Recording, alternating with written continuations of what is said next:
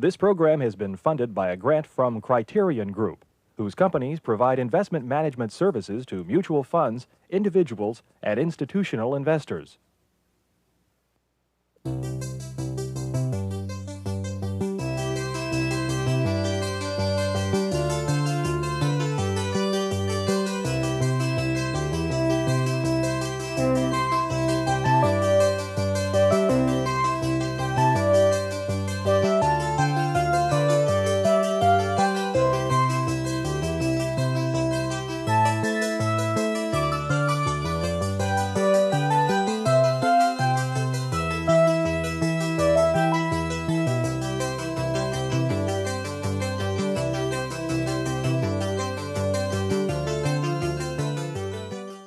Last week we talked about the unhealthy family, and I tried to give you in a very general way characteristics of dysfunctional families.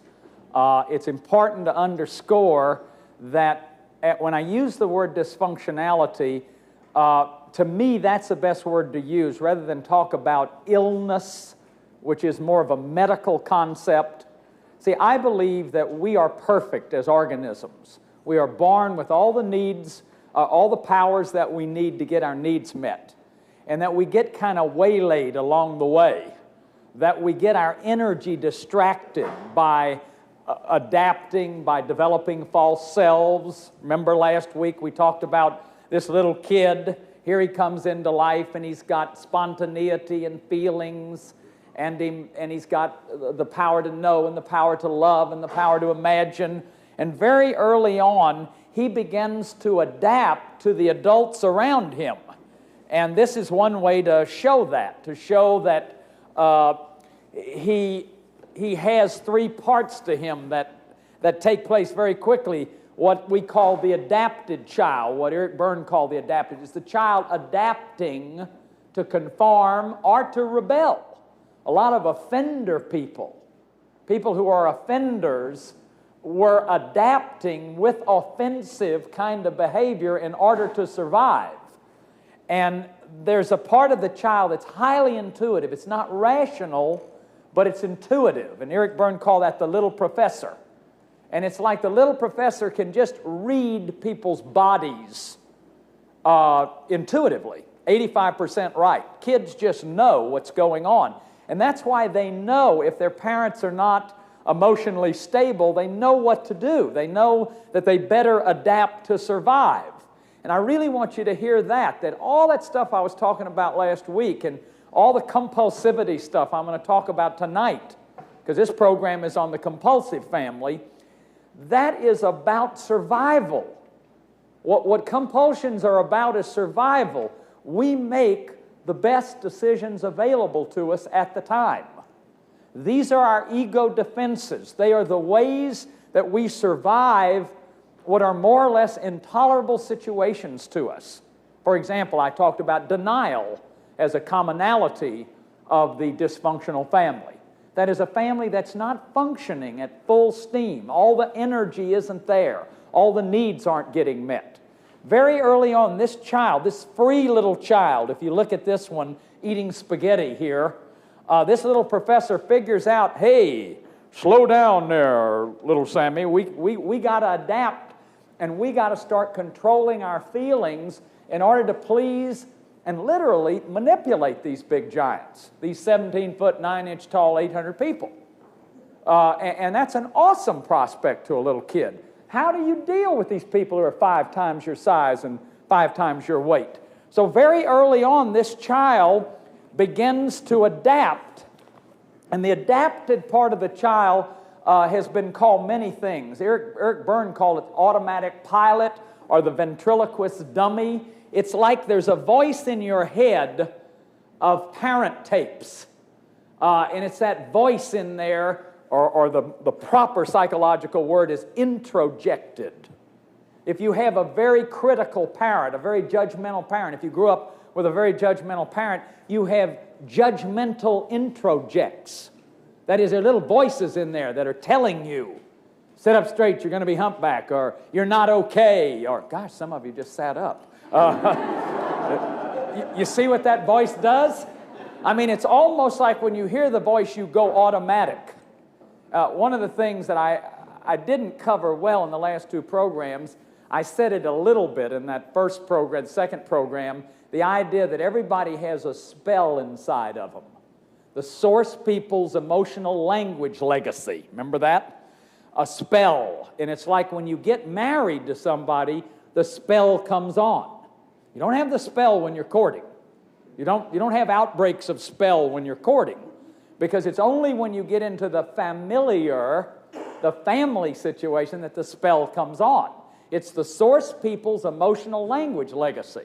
And that's what the adapted child has. You may hear yourself talking just like your parent talked. You may hear yourself saying to your own child what you said you'll never say to your own child. I've done it a bunch of times. I'll hear it coming right out of my mouth. Something I said, I'll never say that to a kid of my own. And lo and behold, here I am saying it to a kid of my own. And it's that little adapted child. Now that's our mask. That's the mask we put on. That's the act. Or Eric Berne called it the script that we get into and the script that we live. Some people live, we saw last week, in various rigid roles, like they're enablers or caretakers all their life. There are certain professions that lend themselves to being enablers or caretakers, like counselors, priests, rabbis, nurses, teachers, service people who are always taking care of everybody. I'm an enabler. I've been taking care of people all my life. And there's a part of me that is never taken care of because I won't let anybody take care of me. There's a part of me that's too scared to let anybody take care of me. There's a part of me that's too frightened to be too vulnerable or exposed. And that's the shame-based part of me. I'm going to talk about that at the end of this program tonight. But this little adapted child adapts to survive. It's life and death for this child. So the decisions you made early on in your life with this little professor part of you that could intuit the environment were the decisions that allowed you to survive, but what was left is this free little kid. This little kid that likes to belly laugh and spontaneate and make love and make noise and just be free. That child part of you, that most spontaneous part of you, for a lot of us was left behind. And we adapted in very rigid roles because we had these big, powerful moms and dads whose kid, their own adapted kid, was affecting our adapted kid. And as I told you last week, it's like a 180-pound 5-year-old and a 120-pound 5-year-old raising a 45-pound 3-year-old. If you want to know how we can get in trouble, to me, that chart will really say it to you. That the part of my mother and father that were never developed or were repressed, or their adaptions to survive, how they repressed to survive, their hurt, their pain, they then act out on me. And that's the way that this goes. So that's what we talked about last week, looking at that family system and remembering that the family is a system, that this mobile has been our representation. Mobile, I'm Southern, I say mobile. This mobile is our representation of a balanced, now this is a balanced, beautiful work of art. What I've tried to show you is that as this gets stressed in any way, one part affects all the parts. And that's true of families. We're especially going to see that tonight, like with the alcoholic family, the compulsive family, the compulsive alcoholic family. The most growing program in this country is the adult children of alcoholics. What we've come to understand is mama's an alcoholic, mama sobers up.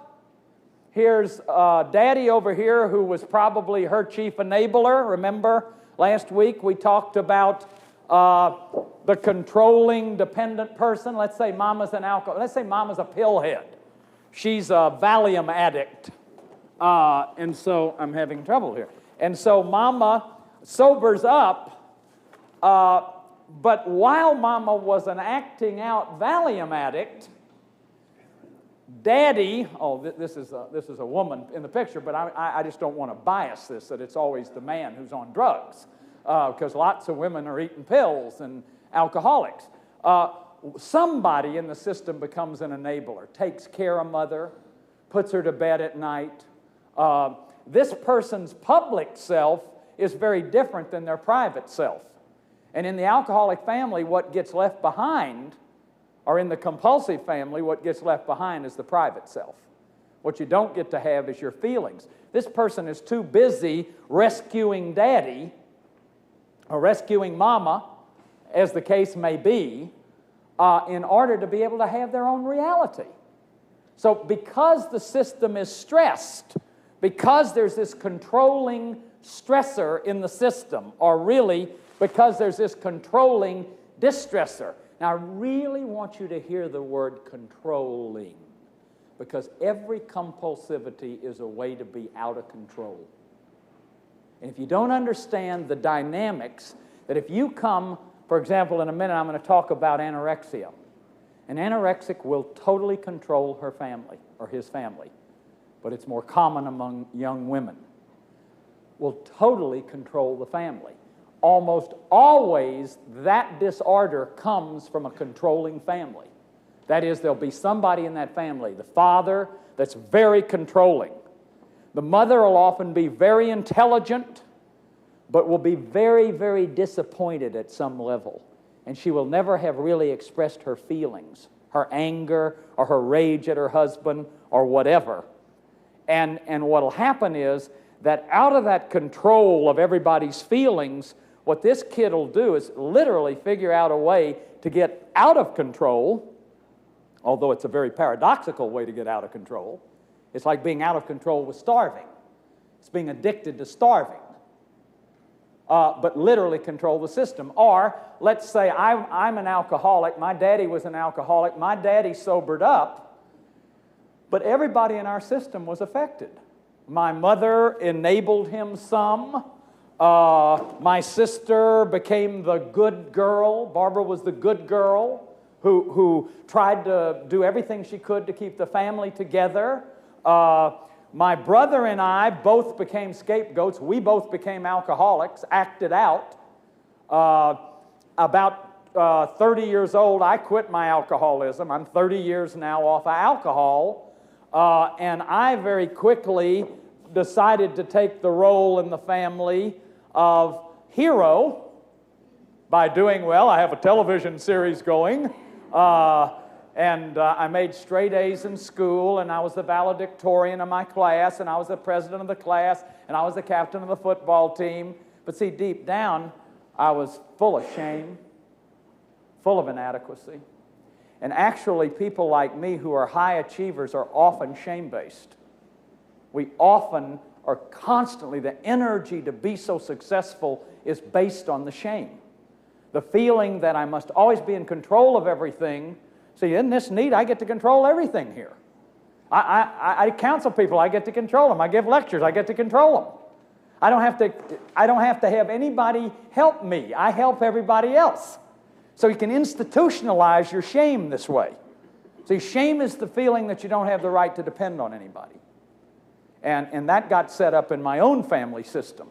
But it may look like John Bradshaw's doing very well, and I have been working on this for 20 years. I've been in a program. I've been in recovery. But I guarantee you it takes a long time to get back into those feelings, to work through that shame, and to begin to know how to break up those cycles and to get to self-love and self-worth. Remember in the first program I said there's only one sorrow, the sorrow of not being a saint. And what I mean by that is a whole person. The sorrow of having missed the mark in your one and only life. Like Willie Loman, who went to his death never knowing who he was. And the poet said, "What I do is me, for that I came." To be me, to be this unique, unrepeatable me, to have missed that mark. Is there any great sorrow? Any greater sorrow than that? To never have known who you are, to be an act all your life, even if it's being the president of the world.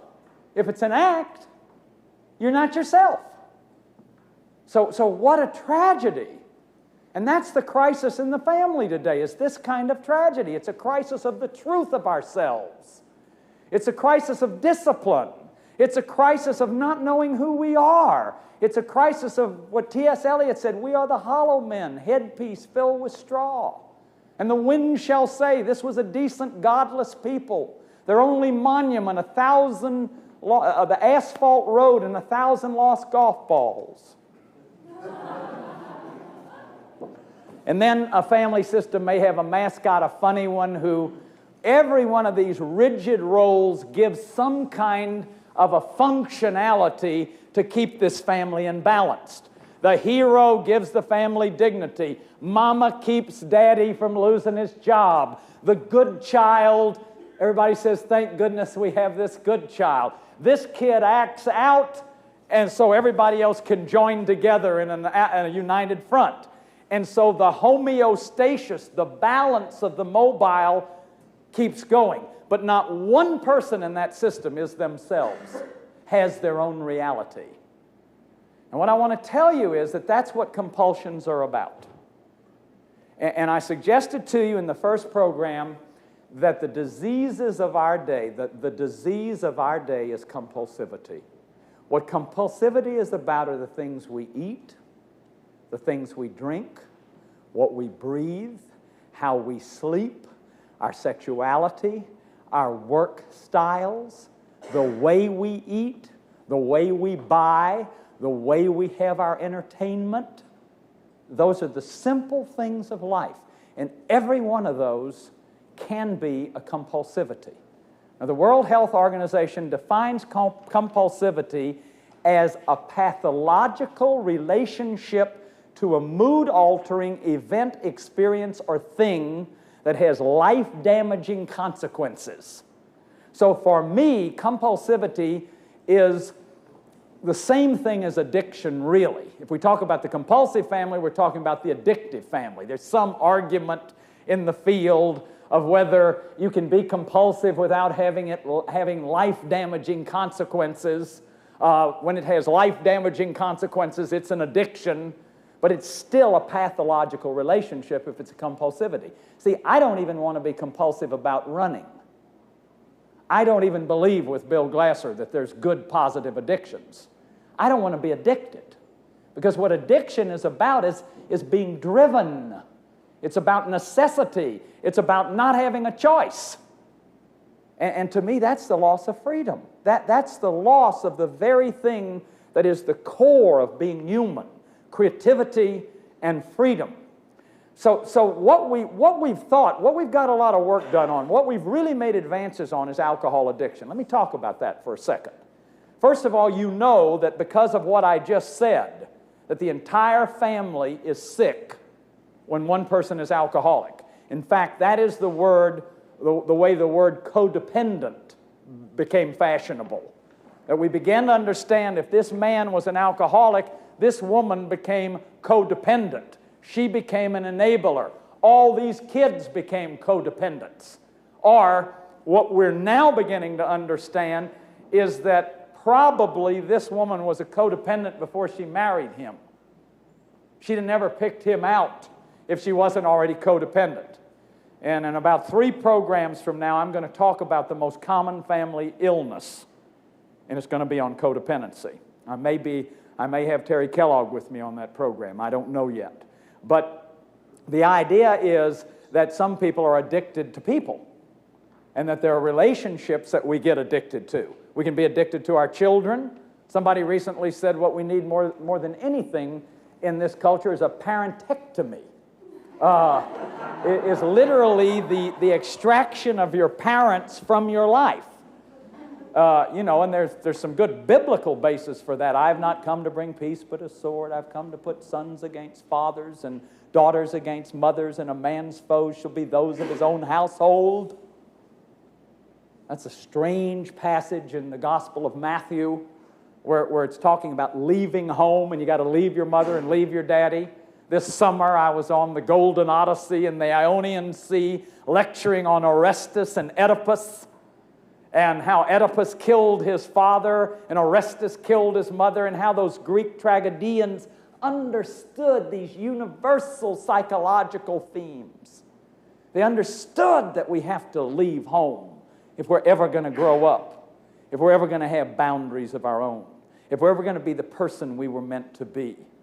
So it's so important to understand how it can happen that we can't grow up, or we can't leave home, or we get caught up in these family systems. We get caught up in these rigid roles. So we don't know what our reality is. Now, a compulsion is basically a mood-altering relationship. And what we know a lot about is alcohol, marijuana, cocaine. See, because the more mood-altering, the more euphoric the reality is, the greater addictive quality it has. That's why cocaine is such a terrible addiction. Cocaine may not pharmacologically be in the same category as some other things, but psychologically, it's leagues above everything else because it's so euphoric. And that's why, in fact, I spoke recently at the first World Cocaine Anonymous meeting in Santa Barbara. And, oh man, listening to those people talk what they've gone through. You talk about major life problems from a chemical. And just the things they've gone through, fortunes buying cocaine to snort it in their nose. See, it's a relationship with a mood-altering event, experience, or thing which has which brings major life problems. That's what compulsivity is about. Now, compulsivity in terms of alcohol, I put the cork in the bottle December the 11th, 1965. You think I got rid of compulsivity? And one of the terrible things that's going on, for example, in eating addiction, I'm going to talk about that in a minute. Do you know what the percentage is of diets that work? Well, zero, a little higher. It's about 2 to 3%. And think of the massive amount of money that's been spent on diets and the people that have made fortunes on diets. You see, because the problem is, and in the last 3 programs, we're going to be talking about help. How do we work out of these systems? I need to say that. You know, I've been painting such a bleak picture here. People are saying, I'm so depressed after I watch it. And you know, my answer to that is this is depressing. We have a crisis. We have a crisis in our land. We have a crisis in our family structures. We have a crisis in our pedagogy. We have a crisis in the way we're doing things. And we need to take a look at it. We need to get out of our illusions and our denials that I don't know anybody alive. I have not met a person yet who isn't compulsive in some way in this culture, who isn't after the big buck or trying to go for success or isn't addicted to excitement or isn't addicted to being on the cutting edge or whatever. And I'll talk in just a second about all the range of addictions. But alcohol addiction, we think it's the leading cause of death in this culture. Now, when people write it on their, you know, whatever you write it on, they don't say Dad died because he was a drunk. They say bridge abutment. They say liver dysfunction, cirrhosis of the liver, complications, and it says nothing about, those statistics say nothing about the highway deaths. We know that well over the majority of highway deaths are caused by chemicals, domestic homicides, murders, burglaries, thefts, that most of that is caused by, people don't do that unless they're drinking, unless they're drugging, unless they're using mood-altering chemicals. So the most obvious compulsivity is mood-altering chemicals. That is, you put the chemical in your body, it changes your moods. I can say honestly to you that at 13, I began using chemicals, and for 17 years, I felt sane only when I was drunk. Where I felt crazy is when I was sober, because I was so dissociated from my feelings. See, remember I talked about the ego defense of dissociation? What dissociation is, you don't feel the feeling. You're just up on the ceiling somewhere. You don't feel the feeling. You dissociate from the feeling. In fact, we have techniques, pain reduction techniques, phobia reduction techniques, which are called visual kinesthetic dissociations. We teach people how to dissociate in order to control pain. Well, interestingly enough, our natural survival instinct knows how to do that. And we all learned when situations were intolerable to dissociate. And when my father's drinking got so terrible and there was so much heartache, or I heard my mother crying in the other room, sometimes for hours, out of her pain and her sadness and her fears, I would just dissociate. And I can vividly remember as a child saying, I am never going to feel anything again. It just ain't worth feeling. It's too painful to feel. And so I dissociated from my feelings. I had also some training in that. I came out of a religious tradition that said anger was one of the 7 deadly sins. And so a lot of traditions, religious traditions, say that. So you can't have any anger. And even if you don't have a religious tradition that doesn't say it, your parents won't let you have any anger. So it doesn't matter whether you have... See, we think a child being angry is dishonoring a parent. It's not. Anger is a very important, as I showed you in the second program, very important energy. It's your dignity energy. If you don't have the energy of your anger, you don't have a way to fight for your dignity. You give me my money back. Fighting for my dignity. So I need the energy of that emotion. I wasn't allowed to be sad. That was being a ninny. Real men are not sad. I wasn't allowed to be afraid. That was being a quasi-ninny or a weenie or God knows what we call it. But real men are not afraid. And I wasn't even allowed totally to be happy, because when I got too happy, they'd say they're starving children in Umbonga. So you couldn't be mad, you couldn't be sad, you couldn't be glad. See, you become a walking uptight, in control of your body. And do you understand when you put the chemical in there how you get out of control? And you get relaxed for the very first time. You're functional. For the very first time, you're functional. You can function. You can feel your feelings. You can dance. You can talk to girls. You can... I mean, I'm alive. I'm alive. So we wonder why those chemicals have such an attraction. And look, 1/4 of this population is seriously affected by drug abuse. That's 60 million people's lives are seriously affected. That is major life problems. Not just the drinking alcoholics, but their whole families. 7, 8 people, maybe many more than that. So it's a massive problem, but listen, it's an emotional illness. Do you hear that? That it is a way to manage emotions for people who can't get to their emotions. Because this little kid in us is dead. He's hiding in the closet somewhere. That little freeze child with the spaghetti all over him can't get out unless he's high, unless he's doing something exciting. So the basis of drug addiction is not putting the cork in the bottle. That's behavior modification. That's okay. You got to put the cork in the bottle. You got to put the drugs down. You got to stop doing the drugs. But that doesn't cure the compulsivity.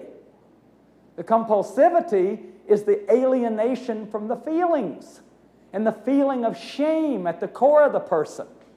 The person feels inadequate, ashamed. And so you see, and of course the cycles of addiction are the more I got drunk, the more I did shameful things, because I was dissociated from my shame. I had so much shame, I just got dissociated from it. So people would say to me when I was drinking, don't you have any shame? The answer was no. Dissociated from it. Long time ago. Don't even feel it anymore. Don't feel nothing, man, till I drink. Then I can feel my feelings. Okay? So you see the program, the recovery program of Alcoholics Anonymous, for example. The recovery programs in alcoholism are saying it's an incurable illness. It takes, you've got to be working on it.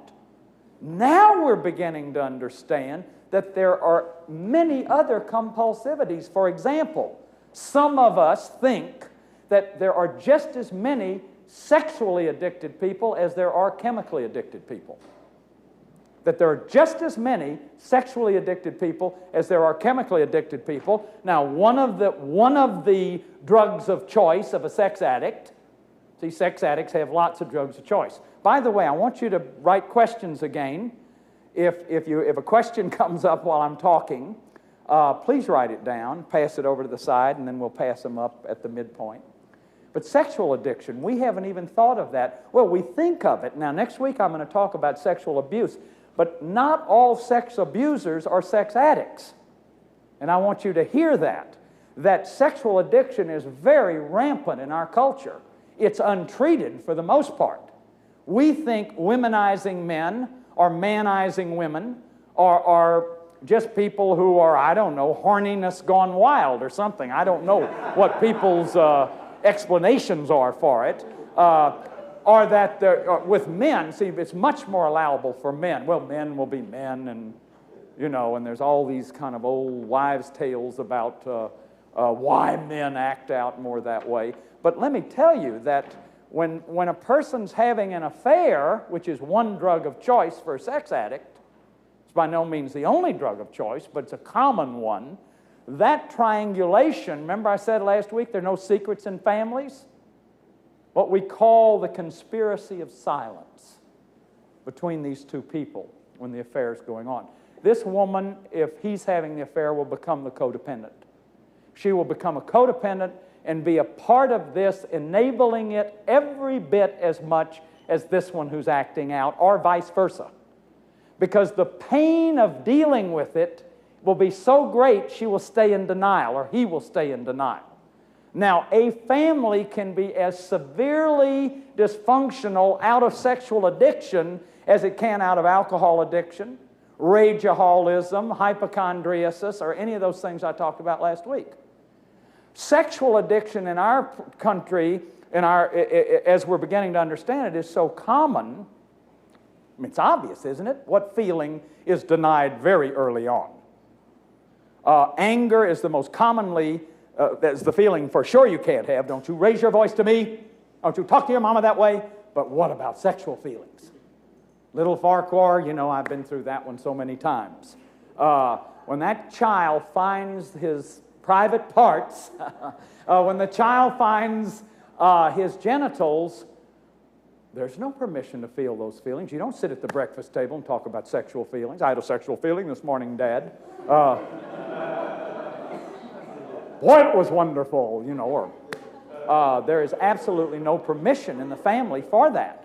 So those feelings go underground. They get repressed, and you get alienated from them. They're split off. When you look in the mirror, there's no sexuality, not in the family.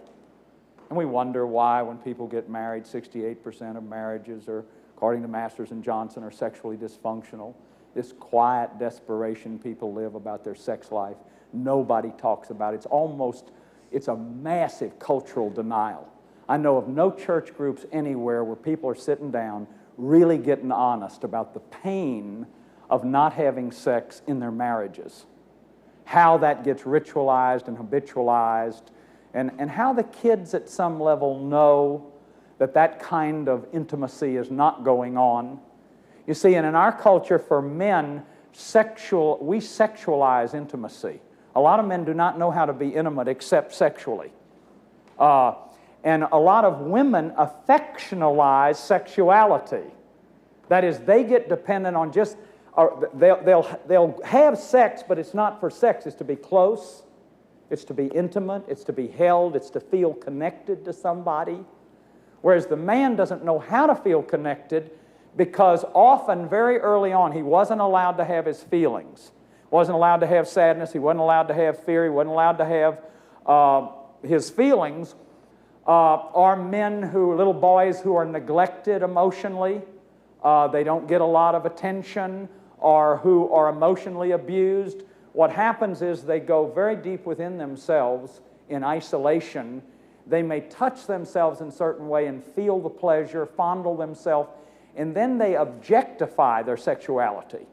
That is, their self becomes an object of sex. Then they objectify all sexuality. So that it's not a person that they're looking for. It may be pornography. Pornography is a way to relate and feel connected, but by not being connected. So one form of sexual addiction is, one drug of choice for sex addicts is pornography. Another drug of choice may be compulsive masturbation. Another drug of choice may be sadomasochism. Another drug of choice may be cruising. Another drug of choice may be acting out in some other way. But every one of them are a relationship with a mood-altering event. You see how the addictive quality is there? And where the person, out of their isolation and aloneness, longing for connection, goes through looking at centerfolds and girly books, gets the delusion of being connected, but when it's over with, there's more alienation. Just like in the alcohol cycle, when you're through with the drunk and you wake up in the morning, there's more shame and alienation, which then moves you toward, I got to get a mood-altering drug to get rid of the alienation, and so the spiral increases.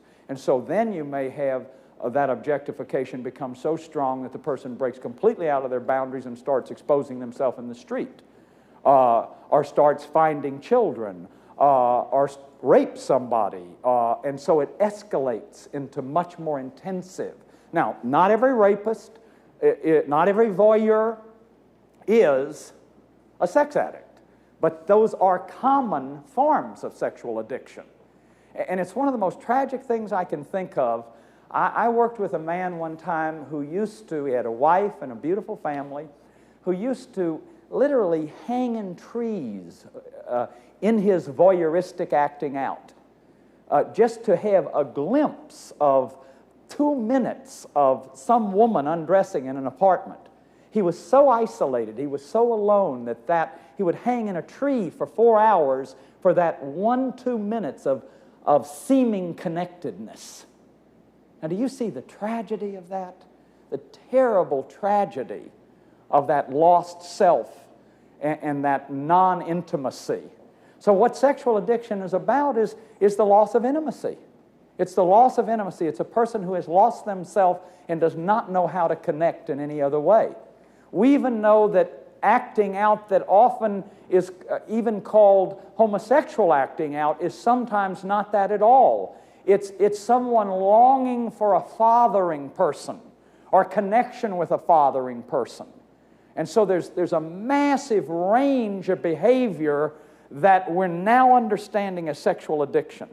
Addiction to, you see, and especially for those addicts that early on don't get any socialization, they will go to pornography and girly books and undergarments and diapers and whatever as the objectification of sexuality.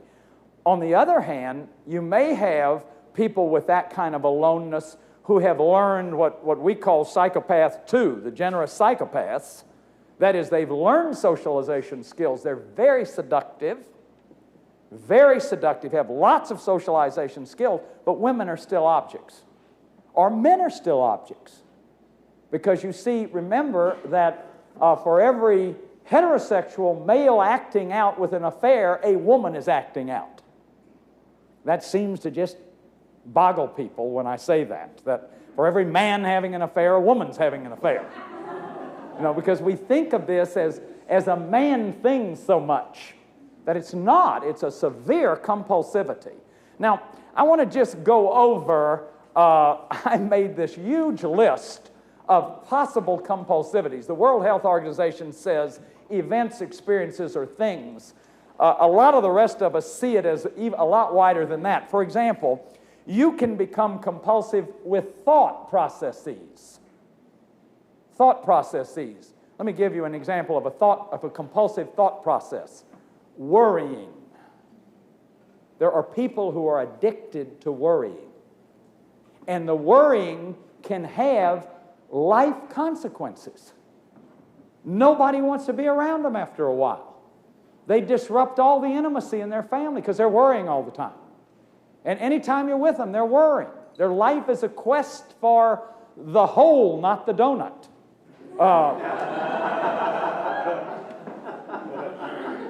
They are the people who, I remember I got a brand new car one time, and I was so happy about it, and I showed it to this friend of mine, and he said, "Look at that scratch over there on the left fender." Don't you love people like that? They find the one tiny scratch on your car. Their life is a quest for dung, as it were.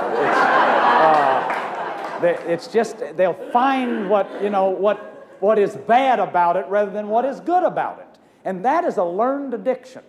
That is a learned addiction. It's a thought process. And look, like all addiction, remember what I said addictions are about? Managing feelings. Now, we think of addictions as like heroin addicts or alcoholism, mood altering. But you see, an addiction is basically a distraction. It's a distraction.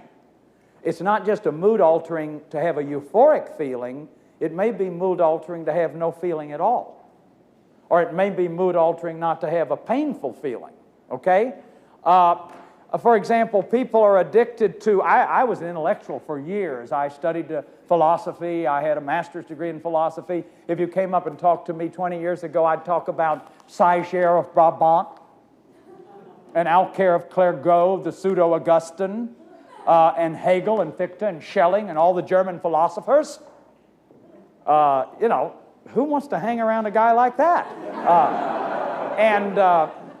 The stuff was kind of hard to work into conversation, but what I could do is avoid ever being in feelings. I'd always be intellectualizing. I was addicted to intellectualizing. Now, I've taught in several universities, and a bunch of addicts are hanging around those universities. They're addicted to intellectualizing. They're just abstract all the time. You never know where they are. Used to have a professor in Toronto. I'd walk by that guy every day and say hello. He never once saw me. It was, how you doing? Never once saw me. I don't know where he was most of the time, but he was abstracted. Now, people can be addicted to people. We're going to talk about that. Kinds of relationships. You can be addicted to your kids. When we do the work, there's several Palmer drug abuse people here. We work with the parents. We have to get those parents to let go of those kids because they're addicted to the kids. See, this mother and daddy, here's Junior acting out with drugs. He's brought mother and daddy into therapy. He's fixing the family by acting out with drugs. So we treat him for drugs, but we also treat the mother and daddy because their relationship was bad. He's acting out their relationship and getting some help for the marriage. I run a thing in Los Angeles where we have put something like, I forget how many groups of parents through it now, that had drug kids acting out. Every one of those parents have admitted that their marriages were in trouble. That they were all in denial, but their marriages were in trouble. So you can be addicted to a kind of relationship, abusive relationships. We'll talk about that next week. So I'm going to go past that, physical abuse. Some women will keep finding men, we'll call it traumatic bonding.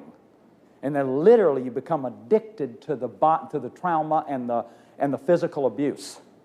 And boy, is that terrible to realize. Terry Kellogg tells about when he was working in Minnesota where they had a group of women that were being beaten regularly, and they asked them to write down 30 things they wanted. Not one woman wrote to leave the guy that was beating them. Not one person. And I'll talk to you about traumatic bonding, how we get traumatically bonded with somebody. It's terrible. Animals. Animals, I'm looking at my wife. Animals. The animals control your life. You can't go on a trip because of the animals. You got 5 cats and 4 dogs and 2 birds, and they cost you a fortune, and pretty soon your whole life has become unmanageable over the animals. Activity, sleeping. People become addicted to sleeping. When at one point in my life, I was sleeping every chance I got. Sleeping pills. People are addicted to drinking. They're addicted to daydreaming. They're addicted to hobbies. How many marriages get dysfunctional because old Joe's over here playing softball 6 nights a week? And he's shooting pool and drinking beer with the boys, and he's never home. Or mama has to go bowling 7 nights a week, or whatever that creates a stressor on the family system.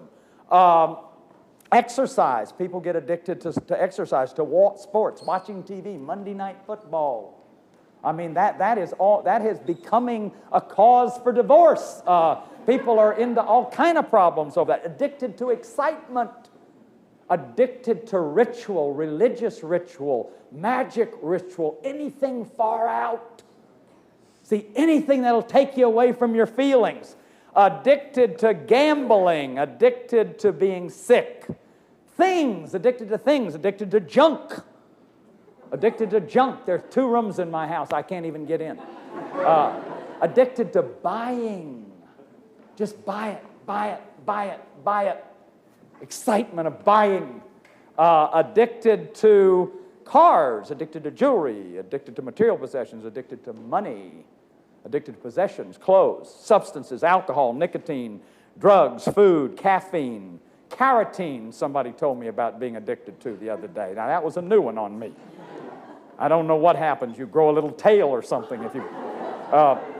and then addicted to emotions. You can be addicted to rage and anger. You can be addicted to sadness. You can be addicted to joy. You walk around and you're so happy all the time, no matter what. You don't feel any of your other feelings. You're just happy all the time. Addicted to work.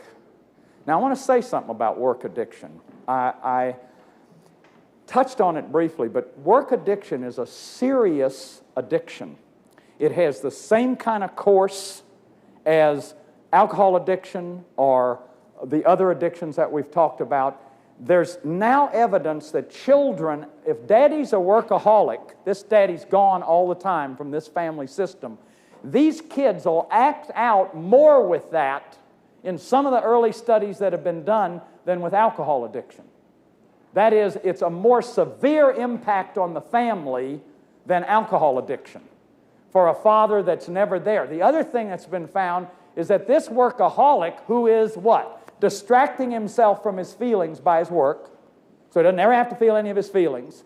He's excited and he's working, he's got deals going, and he loves to be at his office. He never wants to be home. He'd much rather be at his office because it's exciting and it's where it's happening. And it's always, well, I'm doing this for y'all. I'm doing this for the family. That what'll come out time and time again is that the rest of the family will be carrying his feelings. For example, almost always that kind of person has shame at the basis of their personality structure, because you see, shame is the feeling that I'm worth less, so I got to be worth more, worth more, worth more. I've got to make more to be worth more, and if I'm worth more and I can show a financial statement, see, because shame's about exposure. Shame, the feeling of shame is about fearing being exposed. So if I can present on the outside this image of myself as highly successful, big cars, money, financial statement, then nobody can see that underneath that is my shame base. So that man will act out. He's usually lost himself, very depressed, or it could be a woman. And somebody in this system, maybe one of the kids, will be depressed all the time, be carrying his shame, will be carrying his shame. And see, that's awful. Now, let me talk a little bit about food addiction. So lots of people die from work. They kill themselves with their work. Families are destroyed by it. It has life consequences, okay? Food addiction, basically 4 kinds of food addiction. Overeating, compulsive overeating, the most common one. Always the psychological part of that is about feelings. Somebody said every fat cell is an unshed tear. Someone else said it's the rage that's swallowed.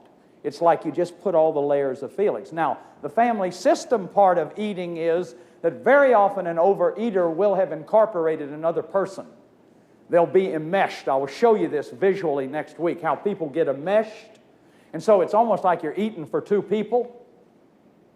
Like the person is eating for 2 people, like there's another person in there that they're eating for. But clearly that person is not full and not filled and needs to be fulfilled. Do I have some questions? Okay, great. A second kind of, and so that's a severe disorder, that kind of compulsivity, that eating compulsivity, and it's shame-based. The end of that cycle is shame. People eat in secret. See, hiding, don't be exposed. I mean, just amazing to me, people who are very overweight who don't ever eat when I'm around them. I don't know how they do it. But it's the same kind of thing as sexual addiction and alcohol addiction. There's a secretive quality that ends in shame. Then the next eating disorder is bulimia, which is the vomiting, the eating, purging. And that's a feeling disorder. A bulimic is a person that's almost always carrying some person, is trying to get rid of them, will take the feelings in and then doesn't like the feelings and tries to get rid of them. So, see, it's not enough in the treatment just to get a person on a diet or get them eating. That's the behavior modification, but you've got to get the family setup of that illness. Then anorexia, I talked about that a minute ago. That's an eating disorder, a kind of an addiction to starvation. I could never be an anorexic. I don't have that kind of control. But almost always what we see in anorexia is a family that's highly controlled. The feelings are highly controlled, very strong social roles. Everybody knows their role, very strong script roles. And what happens is the anorexic will take over that family, literally. If daddy is very domineering and controlling, what that little anorexic girl will do is just say, I'm taking over now. And to her, food is feeling. For her to eat food would be to have a feeling. And what she's saying is, I'm not going to have any feeling. A fourth kind of eating disorder is what someone is calling fat thin, and it's the obsession about food. You obsess that you might eat a donut. You eat the donut and you go into constant ravaging in your head about having eaten the donut. And it's like really obsessing about feelings. Can you see that this range of addiction is enormous? Why I would talk about the diseases of today as compulsivity. There's almost nothing I can think of that I have treated and worked with in counseling that doesn't have an addictive quality. Did you get a question over here? Okay. What I want to do now in the next 3 programs, I want to talk about physical abuse and sexual abuse in the next program. We want to talk about emotional and moral abuse in the next program, the 6th program. In the 7th program, we want to talk about people addiction or codependency. And I want to show you how that works out in these enmeshed family systems, how it gets set up, either through enmeshment, through abuse, through neglect, through abandonment, through some kind of rigid control where a person isn't allowed to have the feelings that they have. And so what they then do is act out. They act out by drinking, they act out by eating, they act out sexually, they act out working all the time, they act out gambling, they act out buying, they act out obsessing on television, watching movies, going to movies, buying, smoking, whatever. And so we really have a terrible kind of problem because from my point of view,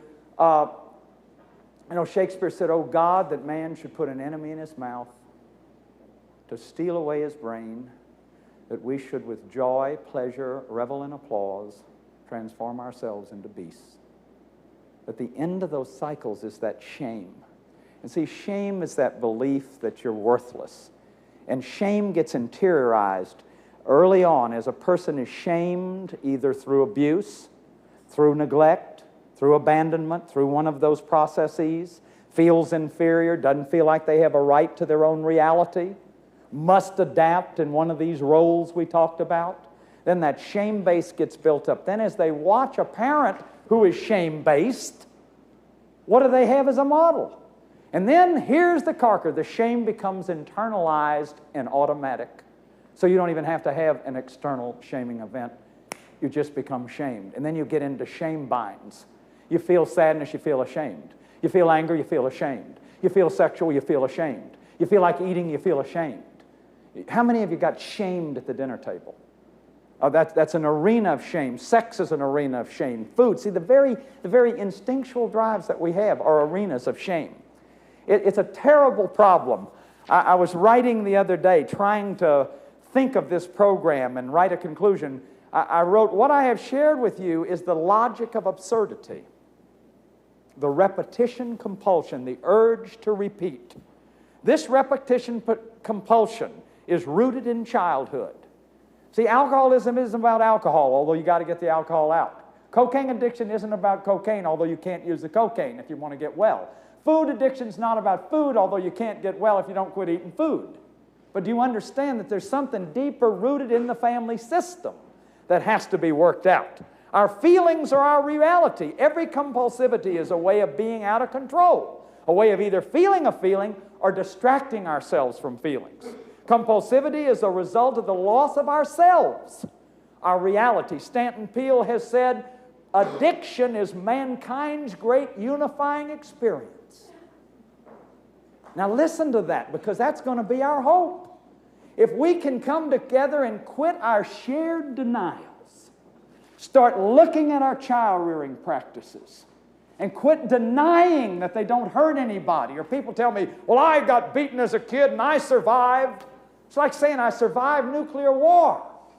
See, I love tradition. I believe in the sacredness of it. But tradition is the living faith of dead people, not traditionalism, which is the dead faith of living people.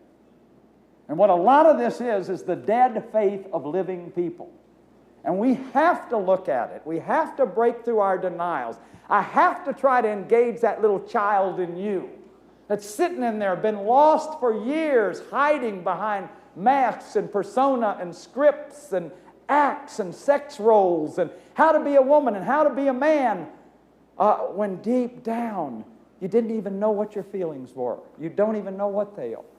So what I'm calling you to in this series is to yourself. That's the crisis, the lost self in us.